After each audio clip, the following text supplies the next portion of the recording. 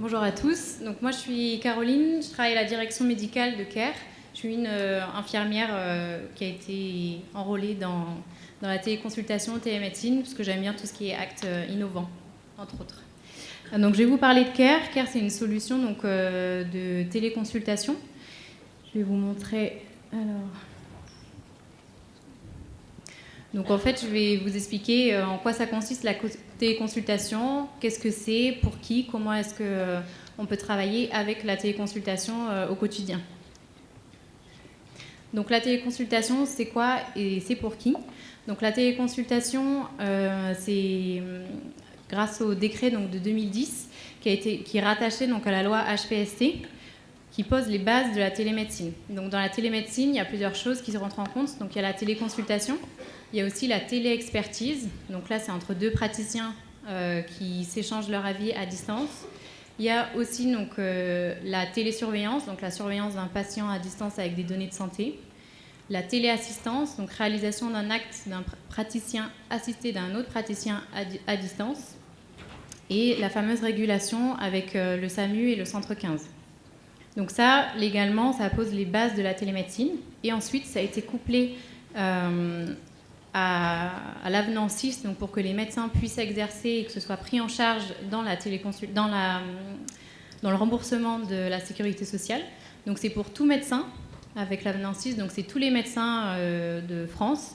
Il faut être thésé, donc j'espère à vous que vous réussirez tous et que vous pourrez tous faire la téléconsultation. Pour tous les patients, il faut que ce soit accessible sur tous les territoires, y compris donc, dans les dom-tom. Et remboursement en fonction du parcours de soins coordonnés, les exceptions qu'on va voir dans un deuxième temps. Et depuis le 15 septembre 2018, c'est inscrit dans le droit commun, c'est-à-dire que selon certains critères, la téléconsultation et un petit peu plus tard la téléexpertise sont remboursées par la sécurité sociale. Donc les conditions de remboursabilité par l'assurance maladie, il y a donc le respect du parcours de soins qui est vraiment au cœur de tout ça, avec l'alternance des consultations en présentiel, c'est-à-dire qu'il n'y a pas de possibilité de faire pour un médecin que de la téléconsultation, ça n'aurait pas de sens. Donc il faut obligatoirement qu'il y ait des téléconsultations en physique. Le pilotage par le médecin traitant, donc ça dans la mesure du possible, et on va voir qu'il y a une exception qui existe à ça. Le patient connu du médecin téléconsultant, il doit avoir normalement vu le patient dans les 12 mois précédant la téléconsultation. Là aussi, comme c'est assez délicat si on veut mailler tout le territoire français, c'est pas dit que si je téléconsulte, je tombe sur un médecin qui est à Marseille, c'est pas dit que moi habitant à Paris ou à Saint-Étienne, je le vois dans les 12 mois ou dans les 6 prochains mois.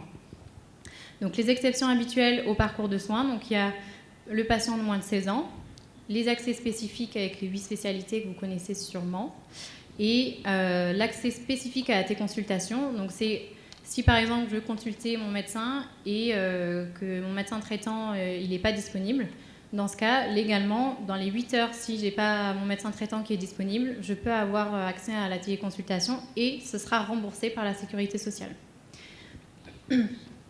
L'absence de médecin traitant déclarée. Donc la téléconsultation, pourquoi? Les ateliers vont reprendre. Merci de vous diriger à l'étage. C'est bien, au moins il essaie de ramener du monde. Donc la téléconsultation, pourquoi?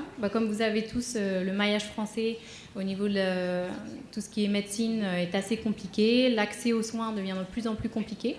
Entre autres, donc là j'ai mis quelques chiffres au niveau du généraliste, il y a un délai d'attente de 8 jours. C'est 2 fois plus qu'en 2012. Pour les gynécos, c'est aussi, ça augmente de plus en plus 23 jours supplémentaires en 5 ans. Et 10 Français sur 10 ont déjà renoncé à consulter parce que trop long ou problème géographique, accès trop éloigné. Donc les avantages du côté du patient, donc ça permet d'améliorer son accès aux soins, ça le rend plus facile, il peut le faire de chez lui ou dans un endroit où il considère que c'est un endroit qui respecte la confidentialité.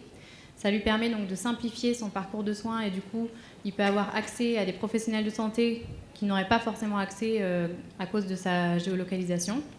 renforcer le suivi des patients. Par exemple, je vous montrerai après, pour un suivi de plaie, on peut faire en alternance avec les consultations en présentiel, donc il n'y a pas besoin tout le temps de se déplacer. Du côté des médecins, il y a la souplesse de la pratique et la structuration de l'activité. Donc par exemple, en cabinet, vous n'avez pas besoin de répondre au téléphone pour savoir si il faut augmenter le dosage ou diminuer le dosage. Ça, vous dédiez un créneau particulier à la téléconsultation et le soir, vous prenez un quart d'heure, 20 minutes avec vos patients en téléconsultation pour voir les résultats de l'INR et éventuellement augmenter ou diminuer les doses, par exemple.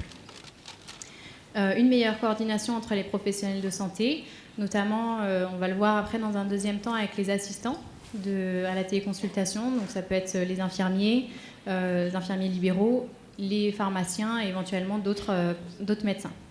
Et pour la collectivité, donc ça permet d'éviter les réhospitalisations, donc en prenant le problème en amont et du coup essayer de régler avant que ça se détériore et qu'il y ait besoin d'une hospitalisation. Diminuer le recours aux urgences, c'est-à-dire que c'est pas parce qu'on a mal à la tête ou qu'on a besoin d'un renouvellement qu'on va aux urgences. Ça, c'est l'idée qu'on essaie de faire passer au grand public. Réduire les coûts des transports sanitaires, donc là aussi pour éviter les déplacements, et lutter contre les déserts médicaux, en essayant de répartir le temps médical disponible, puisque peut-être que là, à ce moment T, il y a un patient qui a besoin d'un médecin, et en France, il y a forcément un médecin qui est disponible et qui va pouvoir répondre à cette demande. Donc la téléconsultation, comment ?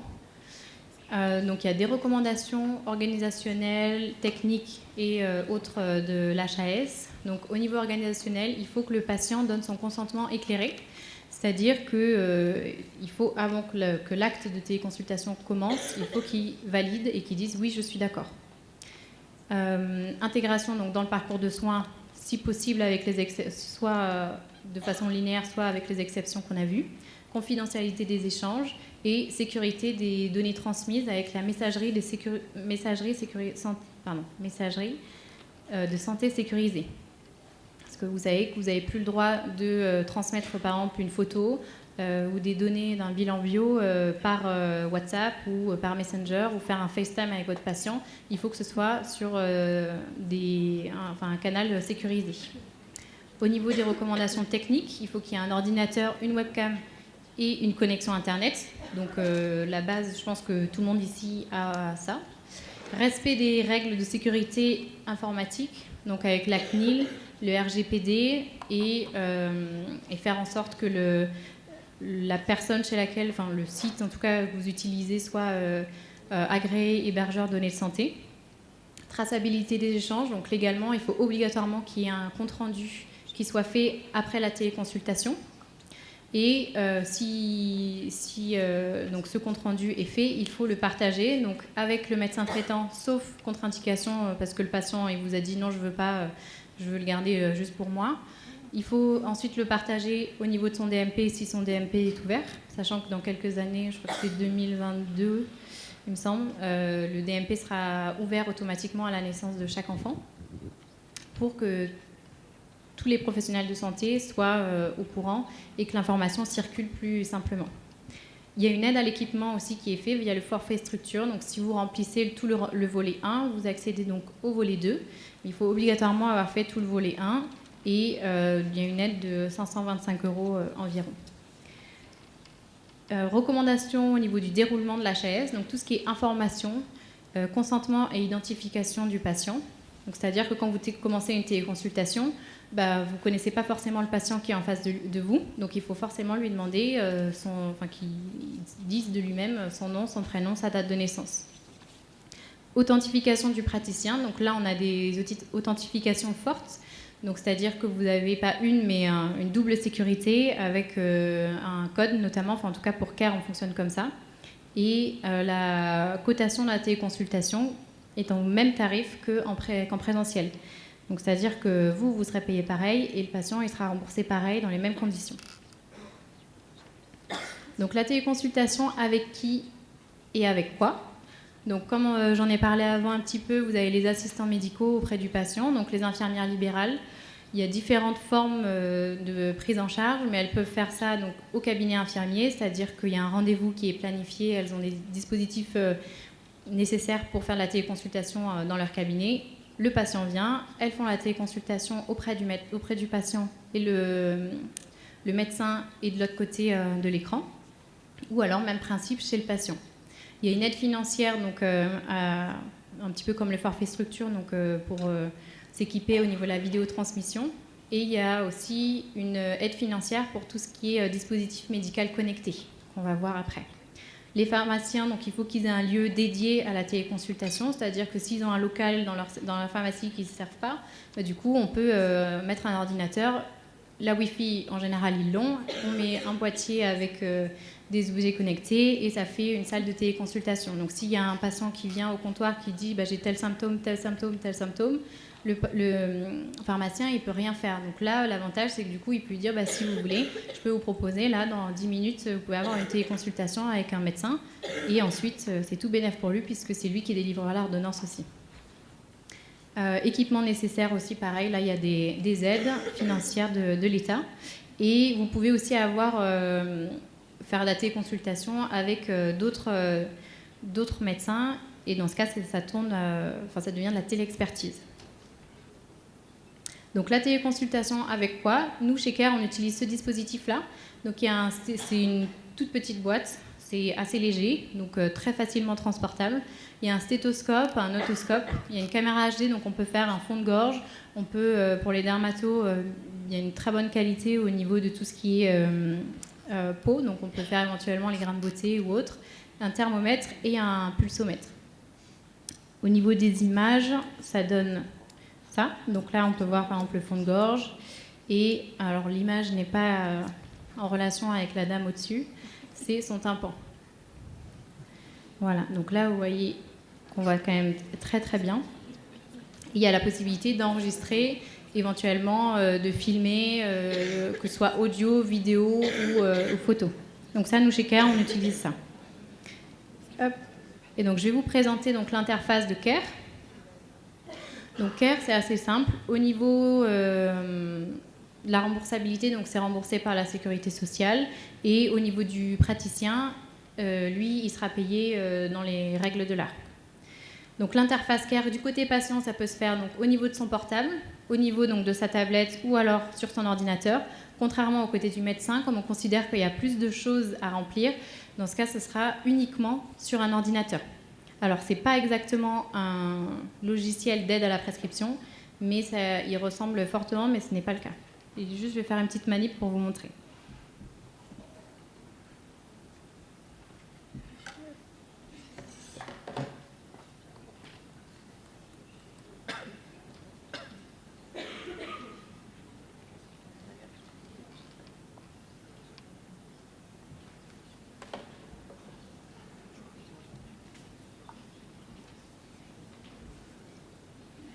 Voilà, donc vous avez le grand privilège d'être sur le faux dossier de Florence Foresti. Donc vous pouvez voir, donc là ça c'est mon compte en tant que praticien. Donc en tant que praticien, on peut voir en bas donc, les consultations passées. On peut voir que là j'avais un rendez-vous avec Florence Foresti. Je vais juste voir pour me connecter. Hop, voilà. Donc les consultations passées, éventuellement, donc, je peux voir... Par exemple, là, c'était un suivi de plaie. Donc, on peut voir que Florence Foresti, malheureusement, elle est comme nous. Elle a fait une mauvaise chute à vélo. Et du coup, elle s'est fait une plaie. Il y a un suivi de plaie qui peut être fait. Donc là, hop, donc je vais démarrer ma téléconsultation. On arrive donc sur l'identité du patient. On peut partager des documents, autant que ce soit de mon côté que du côté du patient. Donc, si jamais, moi, j'ai des consignes, des choses à lui transmettre, je peux lui transmettre. On a éventuellement la géolocalisation et ensuite on a la partie donc tout à droite qui restera constante tout du long de la téléconsultation. Donc là normalement ici vous allez avoir donc la vidéo et en dessous donc le compte rendu où on a dit que c'était médico-légal. Donc vous pouvez avoir accès au dossier médical de la patiente ou du patient avec toutes les informations dont vous avez besoin. Éventuellement si jamais il vous manque quelque chose, vous pouvez demander et le compléter en même temps. Vous avez juste ici tous les antécédents qui sont relevés. On peut éventuellement voir les consultations passées, donc voir qu'est-ce qui s'est passé, voir le compte-rendu, par exemple, le compte-rendu qui s'est passé précédemment, pardon.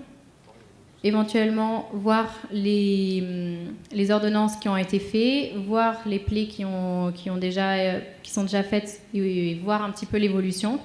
Et ensuite, il y aura la possibilité de faire un arrêt de travail et éventuellement et la feuille de soins si jamais ça respecte le parcours de soins. Hop.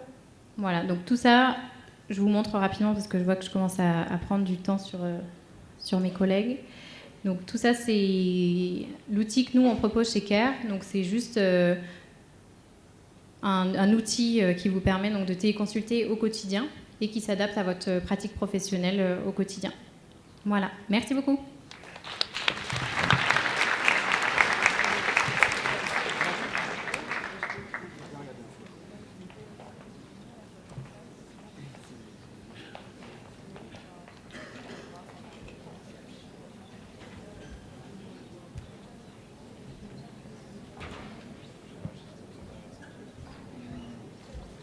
Merci beaucoup. Donc, je vous laisse maintenant accueillir Bruno Delahaye qui va nous présenter les logiciels de CGDIM. Merci. Bonjour à toutes et à tous. Bruno Delahaye, je suis directeur régional chez CGDIM Logiciels Médicaux, groupe CGDIM. Donc on m'a proposé de vous présenter les nouveaux outils en 15 minutes. Ça va être très compliqué, très rapide parce qu'il y aurait beaucoup de choses à dire. C'est très agréable de voir. Ah, on n'a pas l'image. On n'a pas l'image sur la vidéo. Ouais.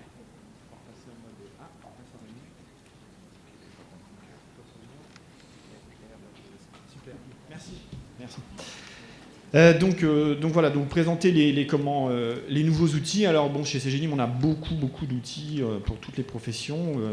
La télémédecine, la téléconsultation, vous en avez parlé, donc on va pas revenir dessus. On a aussi un outil de téléconsultation, de téléexpertise intégré dans nos logiciels, donc on va pas en parler ici. On a évidemment CGDIM, on est éditeur de logiciels médicaux, donc logiciels métiers. Donc ça, on va vous montrer comment ça fonctionne un logiciel métier très rapidement, et puis après vous pourrez passer sur le stand si vous avez besoin ou si vous voulez voir plus dans le détail. Les nouveaux outils, il y en a énormément, hein. C'est un monde qui bouge énormément au niveau des outils. On a des outils de prise de rendez-vous. Ça, c'est très important aussi, de donner un accès aux patients à la prise de rendez-vous en ligne pour les patients, avec des rappels de SMS, des gestions de salles d'attente. Donc ça, c'est des outils qu'on met à disposition de nos clients médecins. On a aussi des outils d'information. Hein, les nouveaux outils, c'est pas que le logiciel médicaux, c'est aussi des outils d'information auprès des patients, des outils de passage de messages de prévention. Hein, donc je voulais vous présenter, ça c'est la salle d'attente entre guillemets un petit peu d'hier, avec de l'affichage un petit peu partout, des post-it, des messages à destination des patients. Demain, on va pouvoir installer des écrans de télévision connectés évidemment, où on va pouvoir diffuser des messages de prévention, donc avec du contenu médical, du contenu d'information, pour informer les patients, vos futurs patients, des différentes évolutions, des informations sur des trousses de secours, des informations sur l'ouverture des cabinets, énormément d'informations sur les patients. Donc ça, c'est des produits qu'on met à disposition de nos clients récemment. Les solutions aussi, les nouveautés, c'est aussi des nouveautés matérielles. Hein, on parle beaucoup d'aspects logiciels, etc., mais il y a aussi le matériel. Le matériel, nous, qu'on met à disposition, c'est aussi des tablettes. Mais aujourd'hui, le fonctionnement d'un système informatique dans un cabinet médical, c'est du matériel informatique, donc Mac, PC, etc., tout ce qu'on veut, mais aussi des tablettes pour être mobile. Mais on oublie souvent quelque chose, c'est la partie lecteur de carte à puce. Aujourd'hui, pour identifier un praticien de santé, il faut une carte CPS, comme vous devez le savoir. Il y en a maintenant des cartes CPS pour les médecins remplaçants aussi. Il y en a aussi pour les médecins étudiants qui commencent à arriver. Donc vous en aurez. Donc nous, on a travaillé sur cette technologie-là. Hein. La carte CPS permet d'authentifier le praticien et de vérifier que c'est bien tel médecin qui va faire l'acte médical. Donc maintenant, nous, on intègre les cartes. Il y a un lecteur de cartes en fait en latéral sur les tablettes pour pouvoir authentifier le praticien et lire la carte CPS du praticien connectés dans le matériel. Ça évite les petits lecteurs qui sont connectés à côté du matériel et les fils et tout ce qui va avec. Les nouveaux outils, c'est les logiciels aussi, évidemment, logiciels de gestion de cabinet. Là, les logiciels de gestion de cabinet, ça existe maintenant depuis les années 2000, depuis le départ de la carte vitale. Mais les vraies nouveautés logicielles qu'on a aujourd'hui sont des logiciels web, c'est-à-dire des logiciels qui sont entièrement utilisables sur Internet, qui permettent d'utiliser le logiciel au cabinet, à la maison, à la clinique, à l'hôpital, qui permettent d'utiliser le logiciel sur un smartphone aussi. Donc une souplesse d'utilisation et une mobilité. Aujourd'hui, on a tout sur nos smartphones, donc il faut aussi qu'on ait le logiciel médical sur son smartphone. On n'a plus de problème de mise à jour, c'est aussi ça très important. Le médecin veut se consacrer à son métier et pas à faire de l'informatique ni de la technique informatique. Donc on a des logiciels sur Internet, c'est ce qu'on va vous montrer là. Ce qu'il faut retenir aussi sur le logiciel en mode Internet, c'est qu'aussi on a un mode sans Internet. C'est-à-dire quand l'Internet ça ne fonctionne pas, quand la 3G ça ne fonctionne plus, et bien qu'on puisse quand même malgré tout avoir accès à ses dossiers patients, à sa facturation, à son agenda, etc., etc. Donc un mode connecté mais aussi un mode déconnecté. Voilà. Marc, petite démonstration rapide, il faut rester dans le timing. Bonjour à tous. Alors, donc ça c'est pas ma machine, donc l'intérêt d'un logiciel web c'est de montrer en live comment ça fonctionne justement. Voilà, je vais sortir du mode de présentation. On va aller sur Internet. Ah, on l'a pas là directement. Alors, j'ai besoin d'une aide technique. Est-ce que le monsieur de la technique est là pour qu'on puisse diffuser l'écran?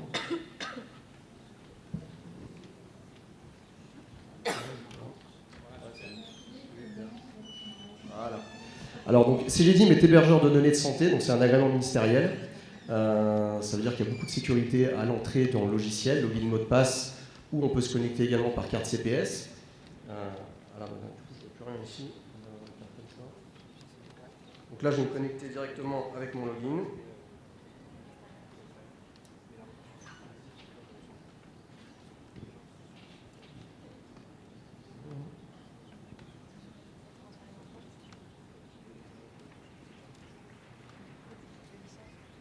Alors, donc là, je vois rien à l'écran, mais je vois ici. Donc on va se débrouiller. Donc là, c'est des situations d'exercice. Sur les cartes CPS, vous avez des situations différentes, d'accord? Et puis...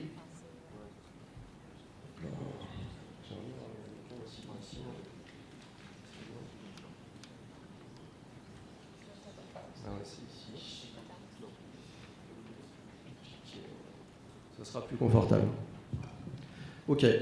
Donc, MLM, pourquoi je vous présente MLM et pas d'autres systèmes installés? C'est qu'effectivement, ça correspond vraiment à l'usage des pratiques mobiles. Rien n'est installé sur le poste. Donc, vous avez entièrement, tout est full web, tout est développé par CGDIM. Donc, le moteur de facturation pour pouvoir suivre vos feuilles de soins. La base de médicaments qui est toujours à jour. Donc, la BCB Dexter, c'est une société CGDIM qui est agréée par la HAS, la première base agréée par la HAS. Et puis l'ensemble des composantes du logiciel est développé dans le groupe. D'accord, ça va jusqu'à l'agenda Maya qui va équiper tous les produits CGDIM et qui est lancé ce mois. Donc rapidement, ici j'ai pas de lecteur de carte, donc je vais me connecter en accédant au dossier patient. Donc le dossier patient, ici vous avez le dossier médical, ici, la gestion des feuilles de soins pour suivre les feuilles de soins dans ce module-là et tout ce qui est facturation. La messagerie de santé sécurisée, donc ici en Rhône-Alpes on utilise notamment Sysra que vous devez connaître si vous travaillez dans la région. Et sinon, c'est MS Santé Nationale. Mais dans toutes les régions, vous avez des messageries régionales de santé. Et puis un import express pour pouvoir ranger les documents rapidement. Donc rapidement, quand je vais accéder à un dossier médical, on peut rechercher le dossier patient par la carte, ou bien ici, directement. Voilà, donc j'accède à la fiche patient. Et puis en cliquant dessus, je vais pouvoir accéder au dossier patient avec une vue thématique globale du dossier patient. Donc sur la gauche, on va avoir les antécédents, les allergies, les observations médicales sur cet encart. Donc chaque zone, on peut bien sûr l'agrandir et puis la fermer. On peut déplacer les zones comme on le souhaite. Ici, vous avez les prescriptions médicamenteuses, donc en lien avec la base de médicaments. les prescriptions complémentaires, donc tout ce qui est biologie, radio, les courriers et les documents scannés. Voilà. Donc tout ce logiciel fonctionne en web et en lien avec l'assurance maladie. Donc ici vous avez accès aux téléservices, les téléservices intégrés d'Amélie, pour pouvoir visualiser l'historique des remboursements du patient, faire une déclaration de médecin traitant, un avis d'arrêt de travail, accéder au DMP. Donc vous pouvez directement ouvrir un DMP pour le patient ou aller consulter le DMP du patient, ou bien sûr envoyer de l'info. Si je fais un clic droit, je vais envoyer de l'info dans le DMP si j'ai la carte du patient, donc en un clic. Si j'ajoute une observation, on pourrait utiliser des systèmes de dictée vocale, que je n'ai pas ici, puisque mon poste est là-bas. Alors ici, vous avez bien sûr la possibilité de taper en texte libre ou de rechercher des motifs dans les classifications CIM-10, CISP, AMM, pour pouvoir notamment faire des requêtes dans votre base de données. Donc le patient viendrait pour son asthme, par exemple.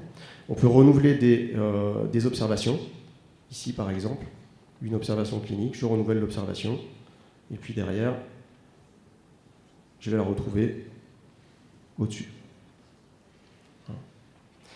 Alors, MLM, c'est aussi c'est un accès libre, hein, donc on a directement accès à MLM via une application mobile, directement.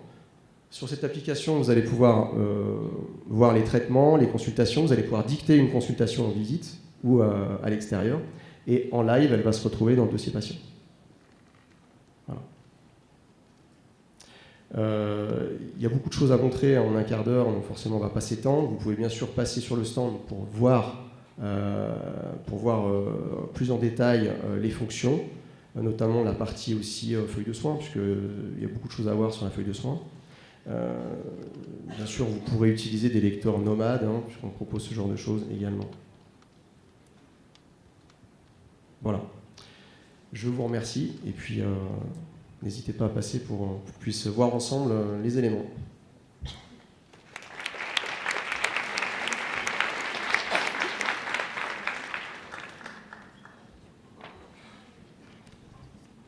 Alors, du coup, maintenant, Maxence Laroy et Alexandre Didlot vont vous présenter la plateforme OPI.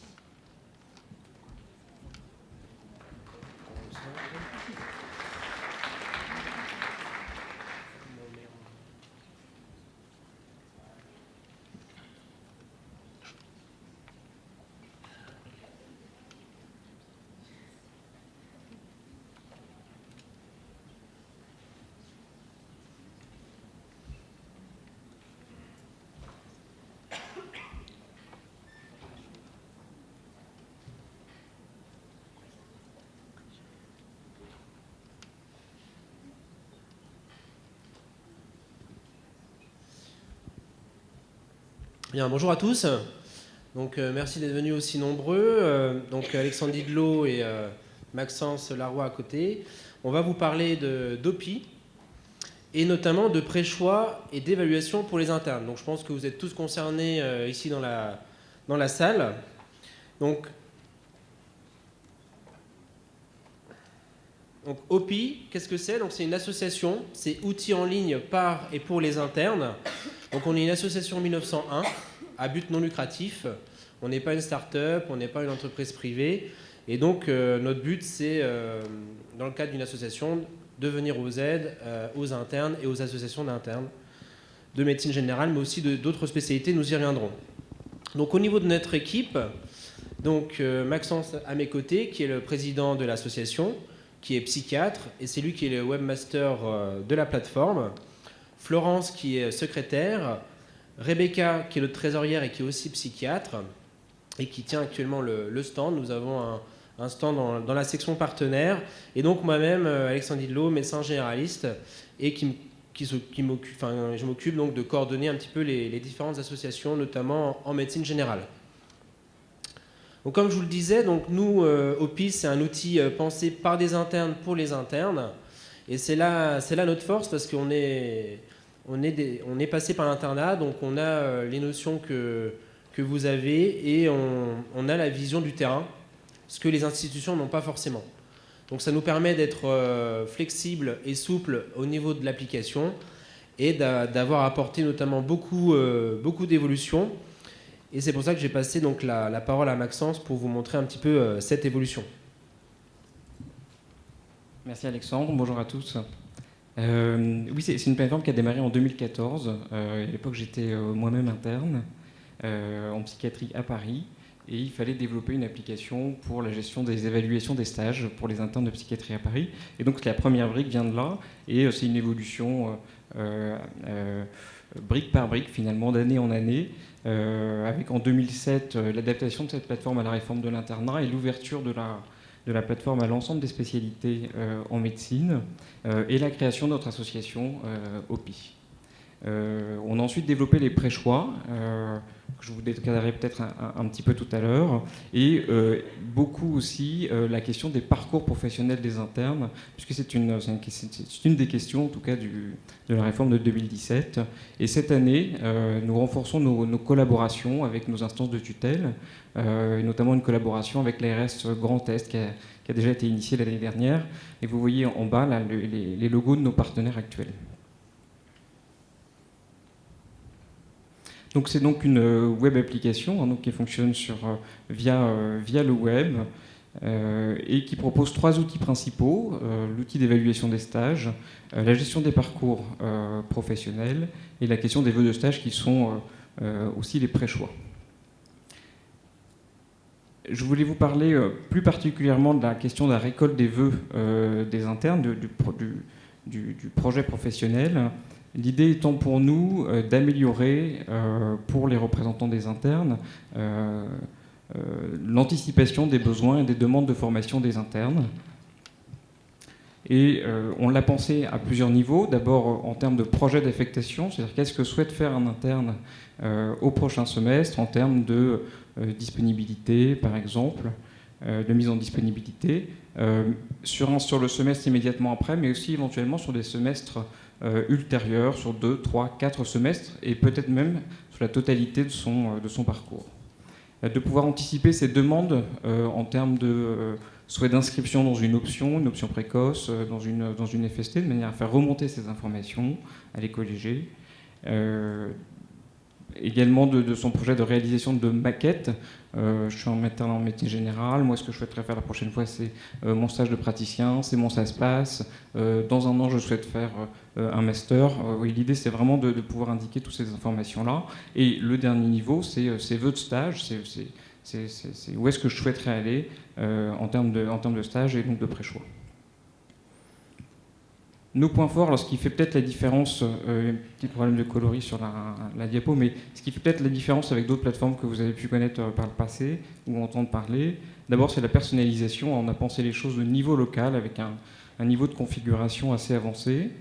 La deuxième chose, c'est qu'on fournit évidemment des statistiques, on collige les informations et puis on vous donne des outils pour exploiter ces informations statistiquement.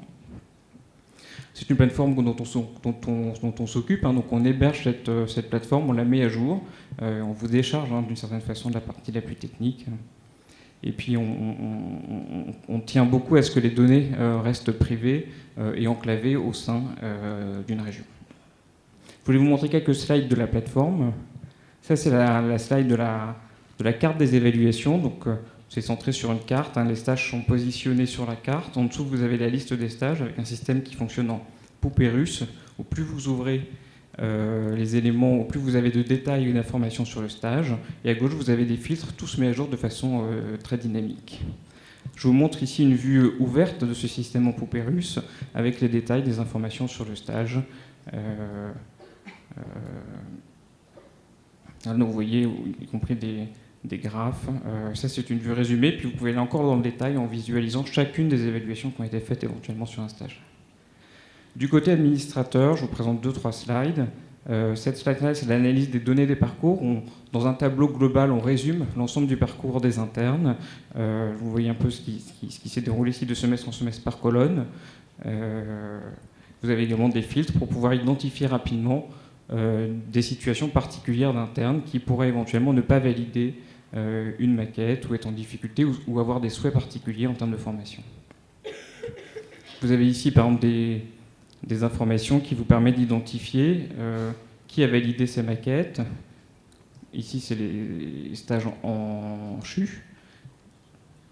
Donc vous pouvez voir combien on validé une fois, 2 fois, 3 fois ou plus un CHU identifié. En cliquant sur les chiffres, en fait, la plateforme vous affiche les internes qui sont concernés par le nombre.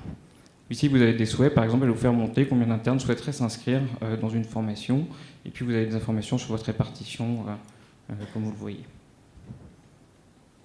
Voilà pour nous. Alors, on est présent ici, on a un stand, donc venez nous voir, on vous présentera la plateforme en live. Vous avez notre adresse internet, opi.fr, qui présente l'ensemble de nos outils en détail, une adresse web, nous avons bien sûr notre page Facebook, et on a organisé un jeu concours auquel je vous invite à vous inscrire. Vous avez l'URL qui s'affiche ici, qui vous permettra de gagner éventuellement une enceinte connectée. Et puis par ailleurs, on vous communiquera de fait une communication par mail pour vous présenter nos outils.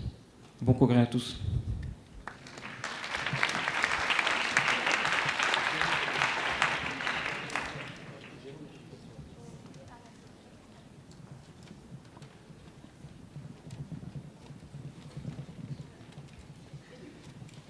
Notre dernière intervenante, Mathilde Couturier, qui va nous présenter le site Rempla France. Bonjour.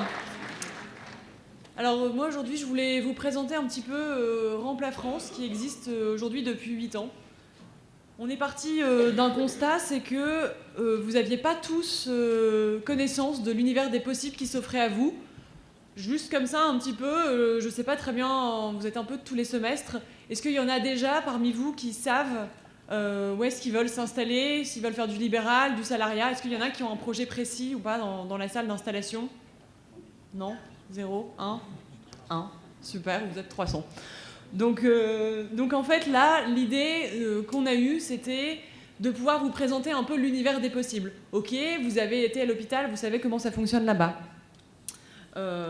Moi, l'idée que j'ai envie de vous dire, c'est you got the power. C'est-à-dire que vous avez à peu près l'avenir, c'est pour vous. Moi, ce que je veux, c'est que vous sachiez ce que vous pouvez faire. Aujourd'hui, vous avez la possibilité de faire plein de choses, mais en fait, 1, vous ne le savez pas, et 2, parfois, vous n'en avez pas l'information. C'est là que Rempla France, on intervient. À l'origine, c'était une association qui a été fondée par des médecins généralistes. C'était ouvert que pour les médecins libéraux et vous pouviez trouver justement les remplacements ou les collabs et les futures installations que vous vouliez.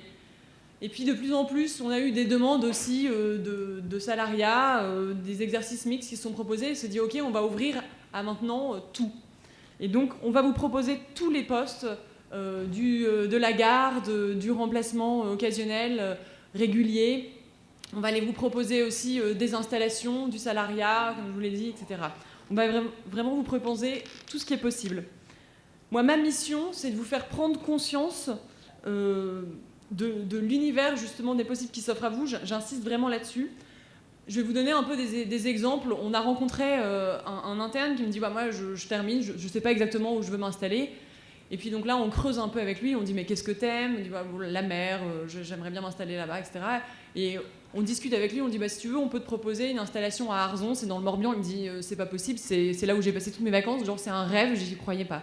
Bah, Valentin, il s'appelle Valentin, il s'est installé là, depuis cet été, exactement là où il le voulait, et on l'a aidé vraiment à s'installer de A à Z. Alors nous, on fait pas tout, mais en tout cas, on vous met en relation avec les bonnes personnes, on va vous faciliter la tâche. Vous nous dites que vous êtes sportif, vous nous dites que vous avez besoin d'aventure. On se dit bah ok, pourquoi tu n'irais pas travailler pour l'armée? Pourquoi tu n'irais pas, par exemple, travailler pour Médecins sans frontières? Faire des expériences comme ça, courtes. Donc ça, c'est possible. Vous nous dites, bah, moi, ma conjointe, elle part s'expatrier 2 ans au Canada. Bah, c'est possible, en fait. Vous pouvez aussi aller vous expatrier. On va vous aider à trouver les équivalences pour les diplômes, les visas, etc. Donc là, voilà, pensez-y. Il y en a une, elle nous a dit bah, je voudrais être coordonnatrice dans un EHPAD. Bon, relativement facile, elle nous dit à peu près où, on lui propose plusieurs postes, elle en choisit un, elle dit c'est trop bien. Et puis elle revient 6 mois après, elle dit en fait j'ai un truc, moi je suis une gameuse. Ok, t'es une gameuse, super. Elle dit je sais qu'il y a une fédération du e-sport qui est en train de se monter, j'aimerais trop être médecin pour eux. Bah, nous on a essayé de les contacter, on a dit ok, vous cherchez pas un médecin? Bah si, ok, bah voilà, maintenant aujourd'hui elle travaille pour eux. Voilà, l'univers des possibles qui s'offre à vous, il est juste génial. Donc essayez de penser à votre dream job. Acceptez pas juste ce qu'on vous présente. Aujourd'hui, il y en a quelques-uns d'entre vous qui sont venus me voir et qui m'ont dit « faut absolument que je trouve un taf parce que je vais être taisée et en fait, je vais être à court d'argent. » Je dis « non, mais n'aie pas peur, juste là-dessus, on va t'aider. » Et voilà, vous précipitez pas sur la première chose. Essayez vraiment de réfléchir à vous, ce que vous voulez. Il y a une stat qui nous a fait un peu flipper. 20% d'entre vous, 10 ans après, vous faites plus de la médecine. Pourquoi ? Bizarre. Et en fait, on s'est rendu compte que c'est parce que vous écoutez pas forcément assez, vous allez là où on vous dit d'aller, c'est facile, le chemin, souvent, il se taille un peu tout seul, on vous propose, vous dites oui parce que c'est bien, mais en fait, est-ce que c'est vraiment ce que vous voulez ? Donc voilà, essayez de réfléchir à ce qui vous plaît, et voilà, faites-vous vraiment plaisir. Bon voilà, il y a vraiment beaucoup de projets qui peuvent vous aider. Là, l'idée, c'est de vous dire, ok, quel est mon rêve ? Parce qu'en vrai, je vais vous demander quel est votre rêve. C'est super dur de dire quel est mon rêve. Et puis en plus, d'ailleurs, vous pourrez en avoir plein dans votre carrière. Et c'est ça qui est génial. Aujourd'hui, vous n'allez plus poser votre plaque et c'est bon, 40 ans, non, vous pouvez changer. Et nous, on va essayer de vous aider un petit peu à savoir ce qui vous plaît. On pourrait faire un vote aujourd'hui. Qu'est-ce qui est intéressé aujourd'hui pour faire un job où vraiment le critère principal de choix, ça va être le temps libre ? Il y en a plein, voilà, temps libre. Ok. Derrière, qu'est-ce qu'il veut ? Juste bien gagner sa vie. C'est franchement hyper légitime. Voilà, il y en a aussi. Après, il y en a qui vont me dire, moi, il y a un truc qui me fait kiffer, c'est la recherche. Ok. Qu'est-ce qu'il veut ? Garder un pied à l'hôpital pour pouvoir justement garder la possibilité de faire de la recherche. Il y en a, j'espère. Oui, merci. Et après, il y en a qui vont me dire, moi ce que j'ai envie, c'est de changer de vie de A à Z tous les 4 ans. Ça aussi, c'est possible aujourd'hui. Donc voilà, nous aujourd'hui, on est là pour vous dire, ok, réfléchissez à votre rêve, vous nous en faites part, et derrière, on essaie de vous trouver le job vraiment de vos rêves. Et maintenant, du coup, comment ça se passe concrètement ? Alors nous, concrètement, on est une plateforme internet, donc chez nous, il y a à peu près 6000 annonces qui sont à jour vraiment tout le temps, hein, parce que les annonces, normalement, elles ne se périment pas, parce qu'elles ont une date de validité. Derrière, si vous trouvez l'annonce qui vous plaît, vous pouvez mettre plein de critères. Je cherche des nouveaux objets connectés, ou je cherche du remplat régulier, etc. Vous pouvez mettre le rayon de recherche par rapport à là où vous habitez, ou là où vous voulez habiter. Enfin, vraiment, on a essayé de mettre un maximum de filtres. Et l'idée, c'est que derrière, nous, soit vous trouvez tout seul, soit si vous ne trouvez pas, vous nous contactez et nous dites « Ok, c'est très bien, mais moi, là, exactement ce que je veux, c'est pas sur le site. » Et vous nous dites « Je le veux maintenant, c'est possible, on va essayer de se dépêcher pour trouver. » Mais vous pouvez aussi nous dire « Voilà, moi, je cherche à la fin de l'année 2020, moi, mon idée, c'est de commencer à m'installer en 2021. » Voilà, donnez-nous vos horizons de temps, donnez-nous un maximum d'informations. Et on ne va pas forcément vous appeler demain, mais le jour où on a quelqu'un qui vient nous dire moi j'ouvre une MSP à 20 km au sud de Vienne par exemple, et que j'avais déjà entendu que ça c'était exactement le souhait de cette personne-là, je la contacte, je dis écoute, il y a quelque chose qui est en train de se créer, est-ce que tu veux que je te mette en relation avec le praticien, avec la commune, etc. Une dernière information qui est quand même relativement importante, c'est que le site, comment ça fonctionne ? Aujourd'hui, c'est gratuit pour tous les médecins libéraux. Comment on est financé ? C'est les structures, type les hôpitaux, le ministère, parce qu'on travaille avec le ministère de la Santé, le ministère des Armées, les cliniques. Voilà, tous ces gens-là, ils vont aller payer pour pouvoir mettre des annonces sur le site. C'est comme ça qu'on vit. Si jamais vous avez envie, du coup, de nous faire part un petit peu de vos envies et de vous inscrire dans cette dynamique de savoir un petit peu ce qui vous fait rêver, vous pouvez appeler Théo, qui est là-bas. Et qui sera en charge de s'occuper de vous écouter. Vous pouvez lui envoyer un petit texto n'importe quand, me dire j'ai changé d'avis, en fait je veux être gameuse, pourquoi pas, hein. Donc voilà, surtout faites-vous plaisir, c'était le mot que je voulais vous faire passer.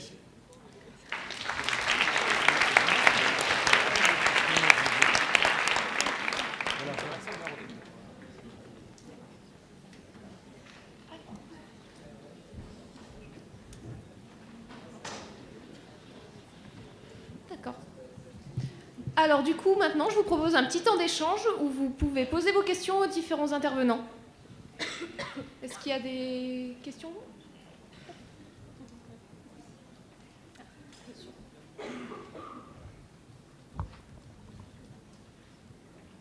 Merci. C'est une question pour la téléconsultation. Donc, si j'ai bien compris, on ne peut pas vraiment, par exemple, partir à l'étranger quelque temps et faire de la téléconsultation à distance. faut forcément être installé? Alors, si c'est possible, après, il faut être forcément installé. Après, ce qui va être gênant, entre guillemets, c'est deux choses. La première, ça va être le décalage horaire. Et la deuxième chose, ça va être le fait qu'il faudra de temps en temps revenir en France quand même pour pouvoir éventuellement, si c'est des médecins par exemple, tu es installé depuis un moment et tu pars à l'étranger et tu veux que tes patients, parce que tu es médecin traitant, tu veux garder le suivi, dans ce cas il faudra que tu les vois tous les 6 mois.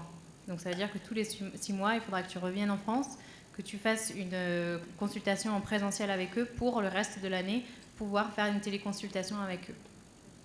Voilà. Et après, si jamais tu veux ouvrir ta patientèle, dans ce cas, ça rentre dans le cas des exceptions. Donc c'est-à-dire que tu pourras, par exemple, moi je ne te connais pas, on peut téléconsulter ensemble parce que tu n'es pas mon médecin traitant. Ça répond à ta question ? Merci.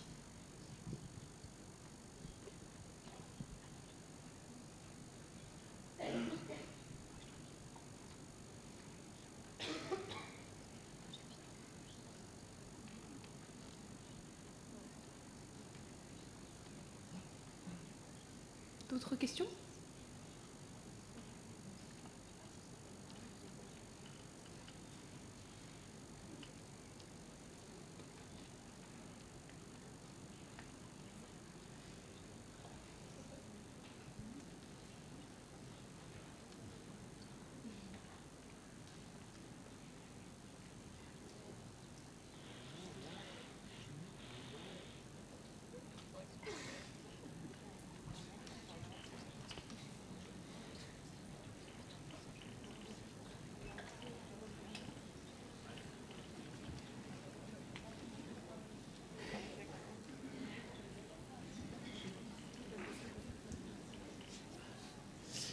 C'est toujours pour la téléconsultation. Ta solution CARE, concrètement, ça coûte combien si on veut utiliser cet outil-là? C'est 75 € par mois. Voilà, donc c'est rentabilisé au bout de 3-4 téléconsultations. Ouais, c'est tarif unique, il n'y a pas de pourcentage ou quoi que ce soit? Alors, il n'y a pas de pourcentage, mais par contre, par exemple, si il y a le parrainage qui existe. C'est-à-dire que s'il y a un de nos médecins qui te parraine pour venir sur CARE, dans ce cas, tu auras un avantage avec des chèques cadeaux. Merci. De rien.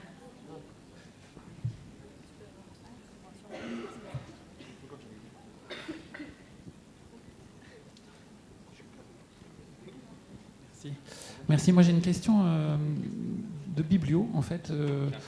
Ce pourcentage que vous avez dit, là, 1 médecin sur 5 qui a arrêté son activité, l'intervenante qui dit « faites-vous plaisir ». Voilà. Oui, c'est moi. La référence bibliographique de cette statistique quasi alarmante et son âge? Oui, elle n'est pas si vieille et vous pouvez la retrouver, si je ne me trompe pas, parce que je ne connais pas tout, mais ça vient du CNOM. Du CNOM? Oui. Alors quand on sait que le CNOM, les enquêtes statistiques, ils ont un pourcentage de perdu de vue de près de 50%, je pense qu'il faut la mettre... Mais ils ont quand même les inscriptions, enfin j'imagine. Ouais, après, mais ils ne savent pas ce que vous avez fait une fois sur deux, hein, parce que nous on fait des thèses par exemple sur que sont devenus nos internes. Oui. On le fait de manière itérative à Saint-Étienne. Non mais vous êtes, excusez-moi. Xavier Gocco. Non mais oui, mais pour... Enseignant de médecine G. D'accord. Voilà. Et donc on n'a pas de perdu de vue comme ça, et on n'a pas de gens qui arrêtent comme ça, quoi. Voilà. Mais peut-être c'est local. Oui, hein, c'est pas moi qui ai fait la stat. Hein, mais le CNOM, je crois pas. Il faudrait que vous vérifiez votre stat, à mon avis. Venez me voir, on cherchera. Je vous montrerai. Bien, ouais, avec plaisir.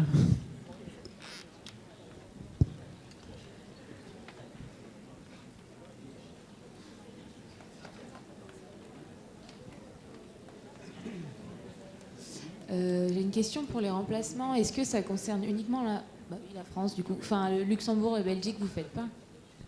En fait, on peut vous aider à aller remplacer vraiment aujourd'hui partout dans le monde. C'est pas forcément nous qui allions vous trouver, mais on a des partenaires dans chaque pays. Et donc, on peut effectivement vous aider à trouver un job Belgique, Luxembourg. C'est d'autant plus simple qu'en Europe, c'est très facile d'avoir... J'ai pris l'exemple du Canada parce qu'il y a aussi des ponts. des équivalences pour les diplômes, donc c'est très facile d'aller exercer dans ces pays.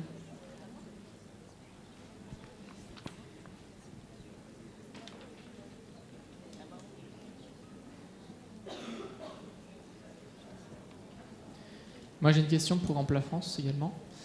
Merci pour votre présentation, ça fait plaisir à entendre qu'on puisse être aidé dans nos projets. Vous nous aidez, moi je suis interne à Lyon, vous nous aidez dans nos démarches pour être remplaçant, si j'ai bien compris également pour s'installer. Jusqu'à quand va votre suivi? C'est-à-dire je m'installe demain, j'arrête mon activité pour une raison X dans l'endroit où je suis, est-ce que je peux de nouveau passer par vous pour un projet d'install? Oui, en fait, il n'y a aucune limite. Vous pouvez changer 15 fois d'idée, on vous aidera à chaque fois. Et en fait, nous, quand on vous aide dans l'installation, on ne fait pas tout nous-mêmes. Hein.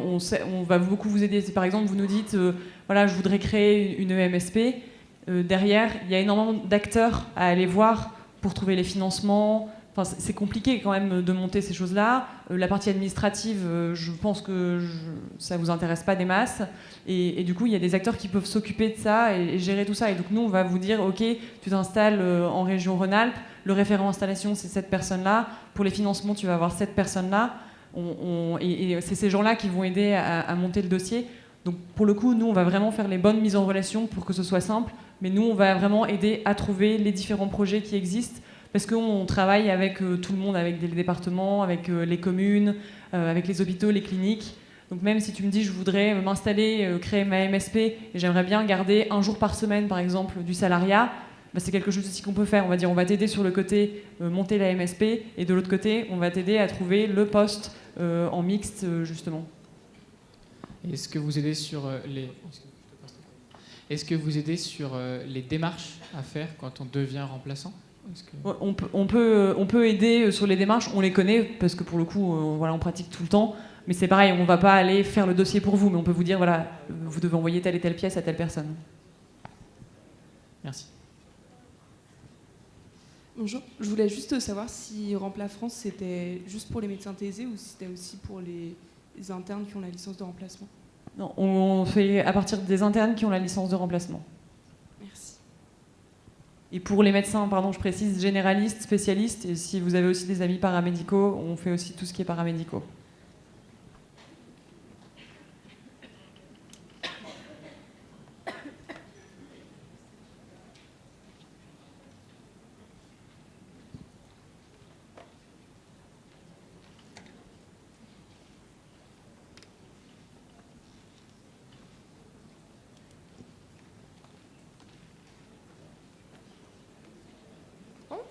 Eh ben, merci à tous nos intervenants et merci à vous d'avoir été présents pour cette séance.